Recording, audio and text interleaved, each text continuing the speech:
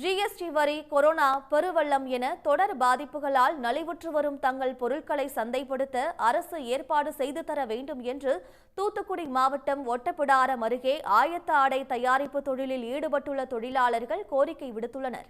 தூத்துக்குடி மாவட்டம் ஒட்டப்பிடாரம் அருகே அமைந்துள்ள புதியம்புத்தூரில் அதிக அளவிலான ஆயத்த ஆடை உற்பத்தி நிறுவனங்கள் இயங்கி வருகின்றன. 5 ஆண்டுகளுக்கு முன்னர் 300க்கும் மேற்பட்ட நிறுவனங்கள் இயங்கி வந்த நிலையில் ஜிஎஸ்டி வரி விதிப்பு, கொரோனா, பெருவெள்ளம் ஆகிய தொடர் பாதிப்புகளால் தற்பொழுது 30 நிறுவனங்கள் மட்டுமே எஞ்சியுள்ளன.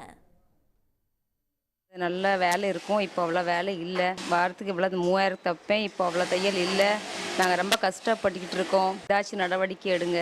தொழில் நகரமாக இருந்த புதியமுத்தூர் கிராமம் இன்னைக்கு வெளியூரை பார்த்து ஓடுதாங்க மக்கள். இந்த தொழிலே வேண்டாங்கிற அளவுக்கு அவங்களுக்கு கட்டுப்படியாக மாட்டேங்குது. தொழிலும் பார்க்க கட்டுப்படியாக மாட்டேங்குது. வருஷத்தில் ஒரு 3 மாதம் வேலை, 6 மாதம் வேலை இல்லாதங்க சூழ்நிலை உருவாயிட்டு. சுற்று வட்டாரத்தில் உள்ள 40க்கும் மேற்பட்ட கிராமங்களை சேர்ந்த 20,000 பேருக்கு வேலைவாய்ப்பு கிடைத்த நிலையில் மாறி தற்பொழுது ஆயத்த ஆடை தயாரிப்பு தொழிலில் நலிவடைந்து வருவதாக உற்பத்தியாளர்கள் வேதனை தெரிவிக்கின்றனர். ஆண்டுக்கு பல 100 கோடி ரூபாய்க்கு வர்த்தகம் நடைபெற்ற தொழில் மீண்டும் புத்துயிர் பெறுவதற்கு புதியம்புத்தூரில் ஆயத்த ஆடைக்கு என விற்பனை சந்தையை அமைக்க வேண்டும் என்று உற்பத்தியாளர்கள் கோரிக்கை விடுத்துள்ளனர். 4 கிராம பஞ்சாயத்துகளை உள்ளடக்கிய புதியம்புத்தூரில் விமானம், ரயில், சாலை போக்குவரத்து கட்டமைப்புகளை அரசு மேம்படுத்த வேண்டும் என்று கோரிக்கை விடுத்துள்ளனர். உடனுக்குடன் செய்திகளை தெரிந்து கொள்ள சன் நியூஸ் பெல் ஐகானை கிளிக் பண்ணுங்க.